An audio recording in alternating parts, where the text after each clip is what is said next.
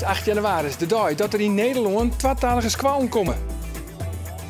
So those windmills have not laid us Windex. Het is ook de dag dat u Fries Rintje Ritsma uit de Dakar Rally leidt. En het is de dag dat we in Bien praten over serious gaming. En naast hem te gast Peter Tuinman over zijn rol in het theaterstuk Baantje.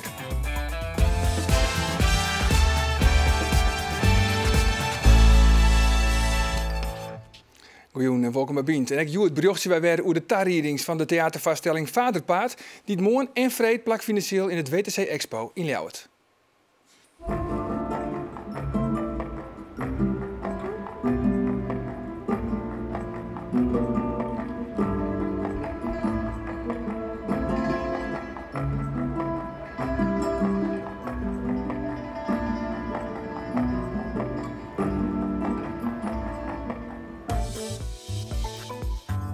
De Kok, waar ken hem net? Voor elke nien is Piet Reumer misschien wel dé belichaming van de regisseur uit de televisieserie Baantje. Maar nu is er ook een theaterversie. Mooi, Peter Tuinman als De Kok. Tuinman, welkom hier in de studio van Dank u wel. Ja, hoe dreig is het eigenlijk om een rol te spelen waarbij haast volslijn Nederland gelijk denkt aan Piet Reumer? Ja, nou dat had ik een van de dingen best waar toch als je vregen wilde er even aan denken matten. Net zozeer, ja, nou twijfelen, maar net zozeer over de inhoudelijke dingen, want die weten wel duidelijk wat ze ermee wonen. En dat sprutst me heel bot aan.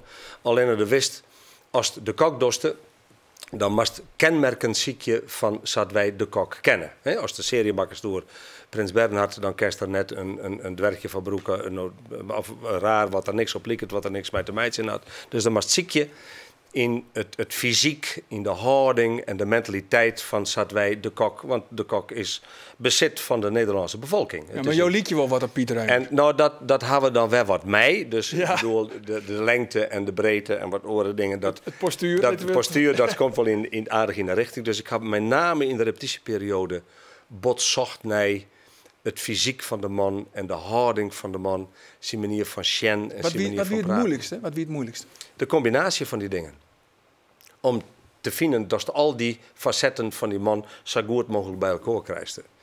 En dat wie nou wel eens zag dat in de hele repetitieperiode dat Peter Reumer, die dat ik skreun had, de zoon van Piet, nou wel eens Jimmy zei van Peter, ik zie wat je aan het proberen bent en dat is eigenlijk ook wel heel aardig, maar het is een beetje buiten de jas van de kok. Oh, ja. Oh, wacht even, ja. Dus dan moeten we daar even aan, ja.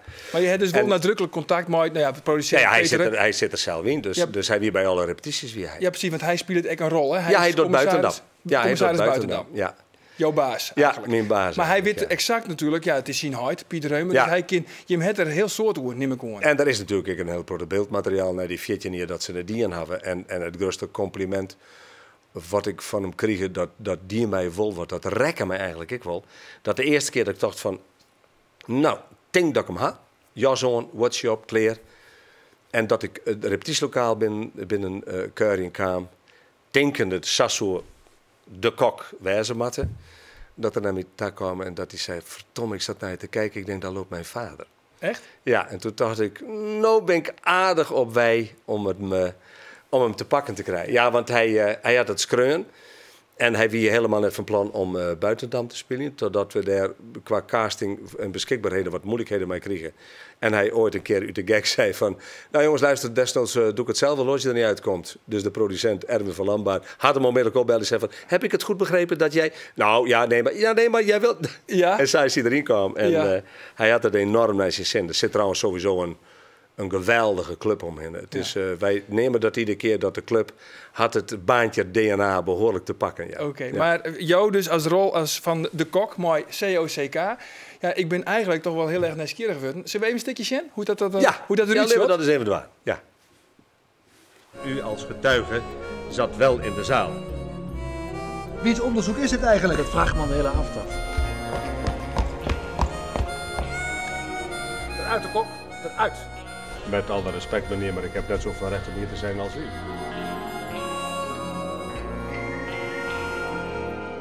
Mijn naam is de Kok met COCK.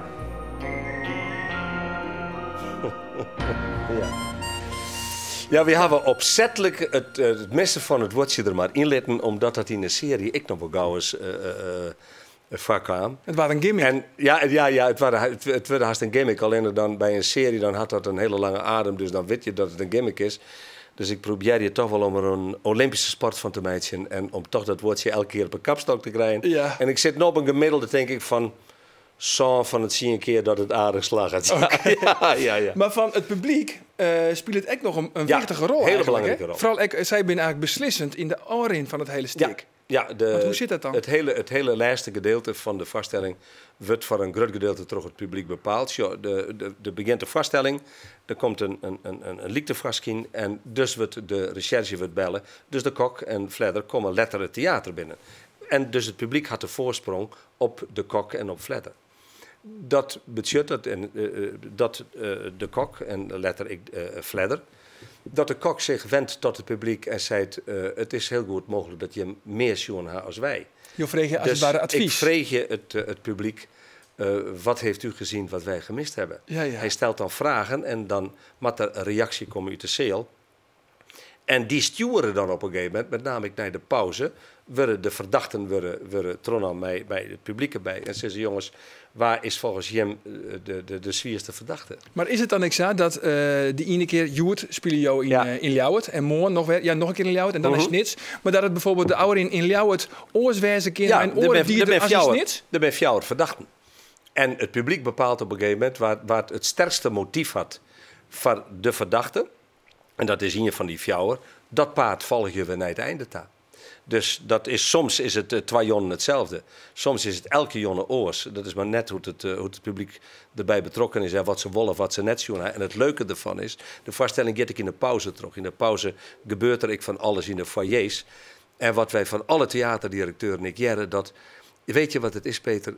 Ik heb eindelijk eens een voorstelling in huis waarbij het in de pauze niet gaat over de nieuwe auto van oom Piet. Ja. En over hoe is het met de kinderen. Het gaat allemaal over wie, wat, waar en waarom en wie is de echte dader. Ja. En uiteindelijk bepalen, zei ik, absoluut welk paard wij volgen moeten. Nog even naar jouw rol van de kok. Want jou hier wel enige ondervinding, hè? Mooi spelen bij Baantje. Want ik kan me ooit herinneren, jou hebben we een keer spelen bij Baantje. Als je me een keer Delsketten, als je me een keer mijn grote plank op een kop slaan. Ja. Dat weer mijn vrouw, dat weer toch, ik had truus de cellen die dat weer, toen weer ik een verwijgenaar. En die we hebben beelden. Ja, wacht maar even. Ja. Hij beweert dat deze vals is. Ja, nu wel hè. Nu het hier hangt. Heeft hij daar zijn redenen voor, denkt u? Ik weet het niet. Maar ik begrijp dat hij het wilde gebruiken als bewijs voor zijn theorie. Welke theorie? Dat 40% wat er in de Nederlandse musea hangt vals is... of op zijn minst door iemand anders geschilderd. 40%? Ja. Ja, hij was bezig aan een boek over kunstvervalsingen en... nou, dat deed hij zoals alles nogal obsessief. Ja, maar toch begrijp ik het niet allemaal. Als nou 40% van wat hier hangt vals is, dan komt er toch geen hond meer naar kijken? Nee. En daarom waren ze in Den Haag ook niet zo blij met hem.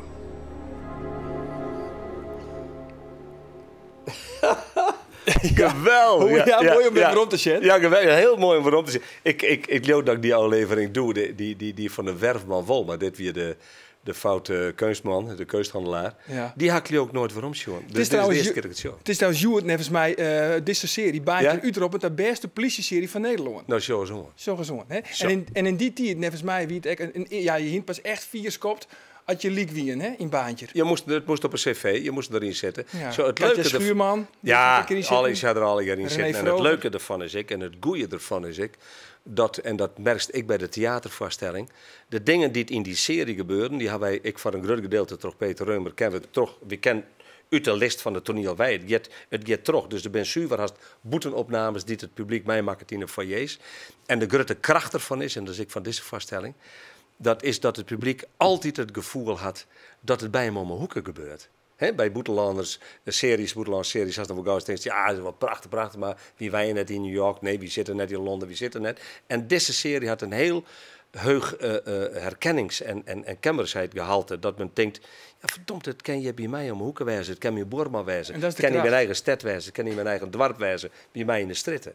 En dat is ik bij de vaststelling. Merkste ik dat elke jongewer is het publiek volop bereid om mij te gaan. Nou, dat vind ik al, die publieksparticipatie is al geweldig dat ze daar sabot in meiden aan willen. Ja. En dat is elke jongewer toch wel een feest om te doen. Ja, nou ja, hartstikke mooi. Aansengeliek terug hè, naar de harmonie. Ik ging direct in harmonie spelen we daar van jou nog. Ja, is dat nog speciaal trouwens om weer te spelen in jouw, het Frieske Heitelon? Ja, zeker. Ja, het is Jawel. wat een cliché vraag, maar Nee, ja, maar dat mij ik best. Nee, ik bedoel, ik zit nog altijd als het meer vregen wordt in het westen des lands. Maar Peter, kom jij niet uit Friesland? Dat zeg ik, ja, ik ben een diepvries. Dus ik zeg altijd, ik ga je treijen. Ik ben een diepvries, dus altijd speciaal om je te komen en je te wijzen. Ja. dus heel veel succes. Ja, dank Aassen. u. Dus in elk geval. En miljoenen nog, En hè? Montejoen, dus Mooi te zien jongen in de nog, ja. harmonie in Ljouwert. En 14 en 15 februari sta ik nog in het theater Snits. En nog extra. Hartstikke mooi. Nou, Tiegertang, nogmaals. Draag die in. Else dag, berichtje wij over de tarriedings van de theatervaststelling Vaderpaard, die het mooi en vreed plak financieel in het WTC Expo in Ljouwert. De Franse groep, en nou komt het, Theater du Centaur uit Marseille oefent mijn eigen Frieske hindes op muziek van Sietse Pruksma en Nienke Laverman.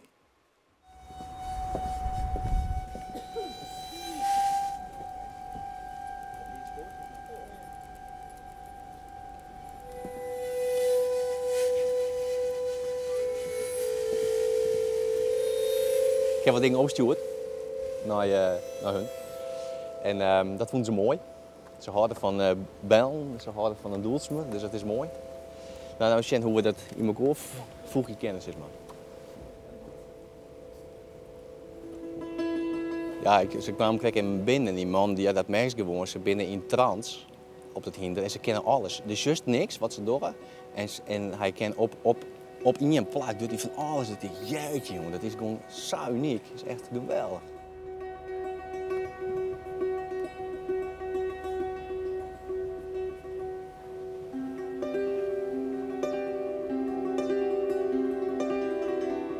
Centaur is, die kennen wij van oeral, joh. En toen we hier onder bedenken wingen van acts en wat hebben we dan nog nodig. En helemaal, maar toen Tjerwijk binnenkwam met zijn Vaderpaard gedicht. Toen gingen we, ja, dan moet zij maakt die poëtische voorstellingen, hè, met een hinders. En ja, dat is natuurlijk geweldig passie.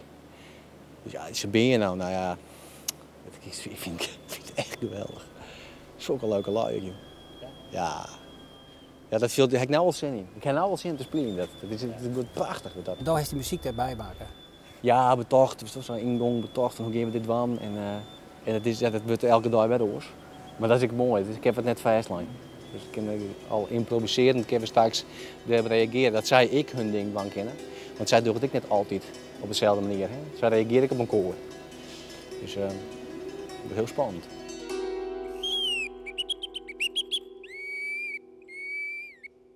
Yeah, I make a loop live with my loop station over there with the bells in the beginning, and then also there's a very soft loop on tape, and it's like this. And then there's one climax thing with another dulcimer part, you know, and bass notes, and she's playing the bass notes live, so we have to practice that one.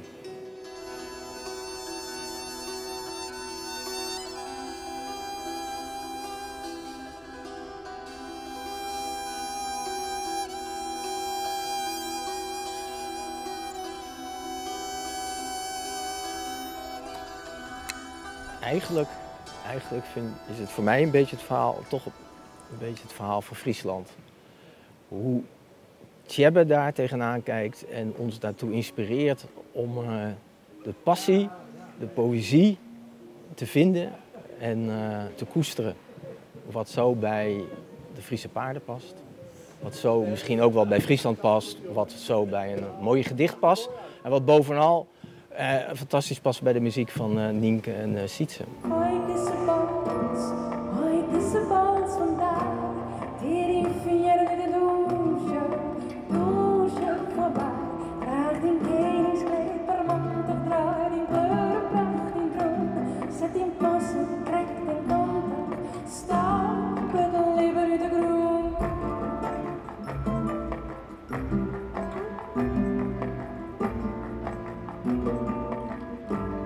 Liefde. Gewoon de liefde tussen twee mensen, de liefde tussen twee paarden. Met op de eerste ontmoeting het afstoten en het aantrekken. En de versmelting. Zoals dat in het leven gebeurt. En zoals dat ook in het gedicht bij Tjebbe ook weer aan de orde komt.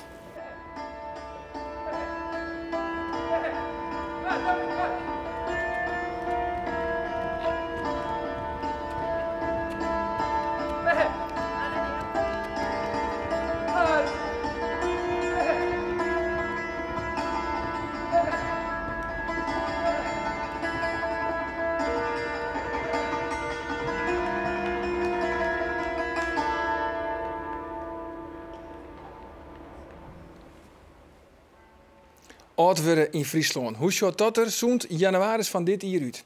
Wanneer heeft u op zwaar en wanneer best afhankelijk van uw eigen familie? Belangrijke vragen, want in 2020 komen er in Friesland 24.000 ouderen bij. En dan is dus 1 op de 4 Friezen boven de 64 jaar. En meer ouderen, dat betekent ook meer zwaar. Maar er is minder yield. On tafel uw eigen specialisten, Evert Fokkema en Margrethe Graaf. Welkom, beiden. Ja, meer zwaar is er nodig, maar er is minder yield. En het hier is nog maar krek begonnen en ik verzocht nog problemen.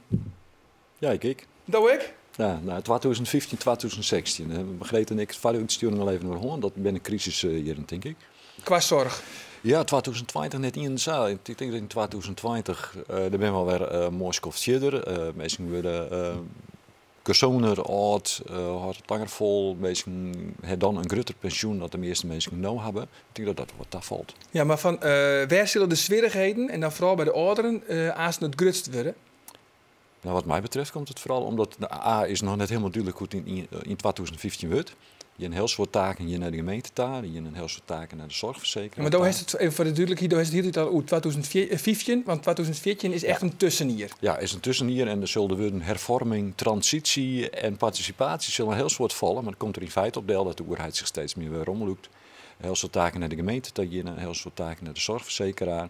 Er komen een soort mensen bij, een aantal steeds minder mensen, mij nog naar een zorginstelling. Die komen er nog een keer bij. Ja. En ik geloof dat de gemeenten en de zorgverzekeraar straks nog 70% van het yield uitgaan maaien, waar volle meer mensen wat ze nou uitjouwen. En ik denk dat dat de eerste periode een chaos budgettert. Ja. Ja, en Margrethe, want als een echt zwaar nedig is, waar wordt er dan vooral naar jongen? Nou ja, het weer altijd zo, de wetsjongen van hoe zwaar is de zorg die snedig is. Dat zit dan in zorgzwaartepakketten. Nou, dat is een systeem van 1 tot ik leeuw 10 of zo. Kijk, gewoon een stickertje opplakt en de vast of in dat is het groep 1 en 2, 3 die snedig is. Ja. Nou, en je hebt iets weer van zorgzwaartepakket 3 is dan kiezen in een instelling of thuis. En als het heel zwaar wordt, dan wordt het vanzelfs altijd een instelling of een wenvorm. Maar nu hebben ze bedacht dat mensen wel langer thuis blijven kunnen. En dat hing het dan af van die zorgzwaartepakketten. 3 en 4, die komen dan net meer in het verpleeghuis of in de verzorgingshuis. En dat is wel een probleem, want meestal is het heel net van hoe zwaar is de zorg, die had er wel mee te krijgen, maar het zijn hele simpele dingen. Je kist alleen nog naar de wc of zo. Misschien, maar aan de andere kant, zoals ik zei, kinderen van mensen die het misschien nog wel zelfstandig wijnje kennen, die zitten nu al in een verpleeghuis of in een verzwaringshuis. Dat hoeft dan ook net. Ja, nou, zo groot is die groep net, want de mensen willen eens altijd wel zo lang mogelijk blijven wat ze binnen. Dat ben ze wend, daar zitten ze in een omjouwing die ze fijn vinden, dus mensen willen wel thuis blijven.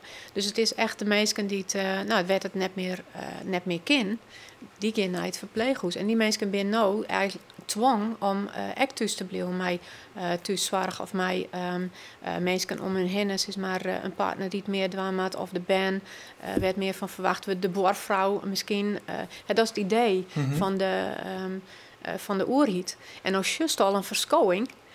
Dat mensen dus de huisdokters en het CIZ, die dat dan de zorgzwaarte in kaart brengen moet, dat die dan zeggen, ja, maar dat kan net bij deze mevrouw, bij deze meneer. Maar de huisdokter die bepaalt in welke categorie de ouderen vallen? Nee, dat het CIZ, dat het Centrum Indicatiestelling Zorg, en die maakt hoe zwaar is de zorg die nodig is, maar die doet dat wel op advies. Ook voor de huisdokter en van de thuiszorg. Maar want het is natuurlijk een bezuinigingsmaatregel.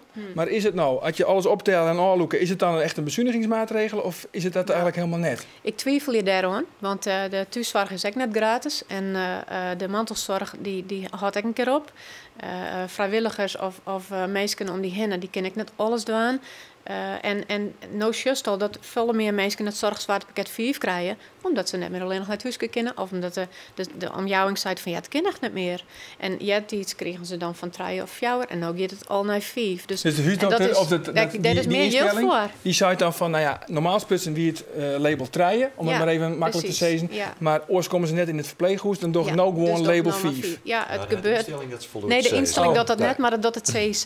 Ja, dat bedoel ik, die CIZ. De afwaging is, kan het nog of kan het niet meer? Ja. Nog even wat oors, hè? Even want we worden al hier ouder. De ideale dag. Hoe ziet Jim ideale oude dag er eigenlijk uit? Ja, ik heb toch iets met zinnen en stromen. Dat woont me net in mijn Hollewij. Ja. Maar ik heb geen idee. We leven dan niet een hele oude tijd. Het is nou redenerend vanuit nou. Ja. En ik denk dat ik zo lang mogelijk actief blijven zal en mijn dingen waanbeleven. Maar ik denk inderdaad, wat ik nou vind dat ik te weinig van krijg, dat is vooral zin en stroom en zee. Dat zult er wat meer in zitten. Ja, nou we het vregen aan de mensen op straat. Net volgens mij wie dat in Ljouwert. En we hadden dus vregen aan de mensen op straat, hoe ziet Jim ideale dag eruit? En ook de vraag van, ja, hoe zal die oude dag dan daadwerkelijk uitkomen te zien? Daar heb ik me eigenlijk nog niet echt mee bezig gehouden. Ik ben nog 54 jaar, dus ja dan... Ik denk dat er niet iets meer zorg is dan. Ik denk dat de zorg oud is. Dat we dan al jezelf voor komen met de zorg hier. Gelukkig hebben wij een zoon. Maar ik zie niet dat mijn zoon nou voor ons moet zorgen. Dat lijkt me verschrikkelijk. Ja? Maar ja, natuurlijk, dat kan toch niet. Ieder heeft zijn eigen ding. Ik zie dat niet zo problematisch. We zullen wat meer elkaar moeten gaan helpen. Maar het is wel voor mensen die... die straks geld hebben, denk ik. Die kan de zorg kopen, want daar beginnen ze nou al met. Wil je een extra wasbeurt? Betalen. Kijk, mijn moeder is op dit moment 86 en die woont nog zelfstandig en daar is het nog goed mee. Maar goed, dan denk je ook wel eens van hoe komt het straks met haar als er wel wat gebeurt. Want de zorg wordt er inderdaad wel een stuk minder. Het is moeilijk om sowieso al in een verzorgingstehuis te komen. Ja, een paar dingen vallen echt op. Een vrouw zei net als mij van, ja, is het aanstaan nog wat te betalen? Het is eigenlijk, de ouderenzorg is aanstaan alleen maar voor de rieke mensen.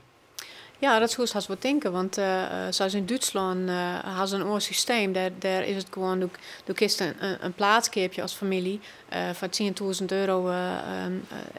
en dan hast dat, of dan moet het zelf doen. Maar dan krijg je wel een oor situatie, dan hast ik meer inspraak. Hè? Dan kist ik steeds in de instelling van ja, ik doe dit zelfs, ik verwacht je dit van Jim. En dat gesprek, dat vind ik wel mooi. Dat er mensen meer eigen regie hebben. Hè? Dat er... dat is meer zelfs in te brengen haast hoe het er dan uitziet. Ja, maar uw mem is nu 69 en ze is nu nog fit en vitaal. Maar ja, hoe het zie je hier of 15 hier, weten we net hoe het dan is. Wat wordt er dan van mij verwachten? Nou, meer is nou waarschijnlijk. Ja, toch? Het is maar petit net beginnen bij de omroep en dan moest eerst bij die memdelt. Ja. Oké, ja? Dat is toch vast. Ja. Dit noteer ik vast in de agenda van... Die lezen we nou even vast bij deze. Oké. Nee, maar ik denk wel dat er wordt volle meer van familie verwachten natuurlijk. En wat mij wat opvalt is dat er op dit moment een soort oplossing gezocht wordt. Maar die oplossing heeft al je mij het organiseren van verzorg te maken. En ik denk dat als wij de verzorging, dat het vooral bij de mensen thuis verhoort. En dat er volle meer maatwerk komt, dat er volle meer jongen wordt wat past bij de ene wol en bij de oren net. Dat het dan ik volle goedkeper ken. Maar dat had gewoon tijd nodig. En, maar het kind goedkeper? Ja, natuurlijk ken goedkeper. Alleen dat mag de tijd vernemen. En dan mag het uitgangspunt wat bij de meesten thuis wezen. En dat mag net bij een organisatie lezen. Dat is nou wat ik voorspel dat er in 2014 en in 2015 al zorginstellingen tegen in Friesland. Omdat er een grote groep aan het verdwijnen is. En er zijn een aantal die zit het al vervest. Maar ik denk dat dat sowieso net goed is dat dat gebeurt. Maar alles is wel van hoe lossen we dat op als organisatie. En waar ik mij vooral zwaar genoeg maak, is dat in 2015 en 2016 gewoon mensen de zorg net meer krijgen kennen die ze nodig zijn. Zonder dat we een alternatief ontwikkeld hebben. En dat is denk ik wat echt fout is. Ja, dat is heel erg wichtig dat we in dit jaar, in 2014, echt werk maken van het ontwikkeling van het alternatief. En dan denk ik dat een part van de oplossing leidt in... de meitinkers, die in Boasterhim en even weet er alles van, wat is die aan de wieg van de meitinkers. Ja. Die bij mensen thuiskomen en mij hun optinken van oké, dit is de situatie nou, wat heb je nodig om een goede dag te hebben? Hè, wat is er in die situatie nou? Dat is een beetje een nieuwe trend, hè? Nou ja, ik vind het een hele mooie trend. Het rint al een heel aantal jaar. Ja, al 6 jaar. Ja, en het rint als een tierleer. Maar het is heel lastig om dat in orengemeenten op te pakken. Maar een simpel voorbeeld is dan van de maaithinker. Je bent wat ouder en je denkt van het ruten die moet hemelen worden. Dan is daar iemand vanuit het eigen dorp die zou je daarbij helpen kunnen. Of die zou het misschien wel dwang kennen. Dat is maar één voorbeeld. Maar er komt een maaithinker bij die thuis. Die praat er met die oor van wat zou een oplossing wijzen kunnen. Kan die dochter het dwaan, kan die zoon het dwaan, is het zelfs met aanpassings. Haast misschien een man of een vrouw die het dwaan kan. En als het net zo is, dan wordt de volgende stap van is er iemand in het dorp die het wel even voor die dwaan wil. Nou, dat is één trend. Een andere trend. Dat is serious gaming. De trend zou de stof voor 2014, hè? Ja, ik vind het zo leuk. Ja? Zullen we eerst even zien wat het correct is? Ja.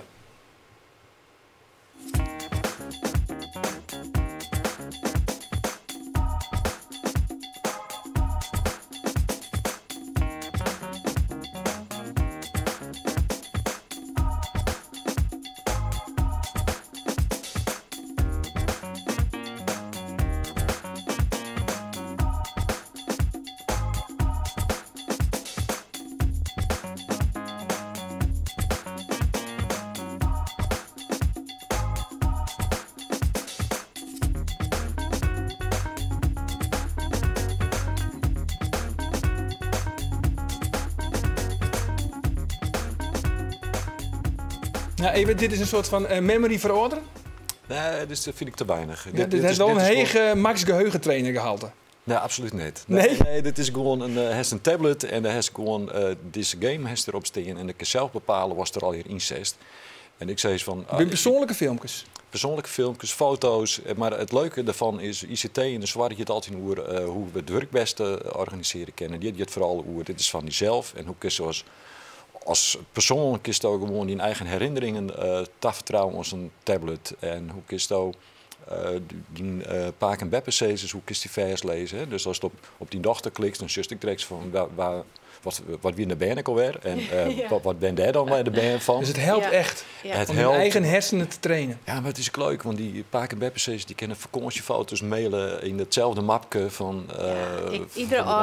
Elke ouder on de tablet. Elke ouder on de tablet en dan vooral serious gaming. Nou, Margrethe, even tiegetank van je komst. Ik zal laatst een gelijk on de serious gaming. On Safir, mooi, dan zullen we in Bien praten over de veerbotenoorlog tussen Doetsen en de EVT op Skielge. En nou daar is keer weer naar het Frieskenijs in Joet. Dag.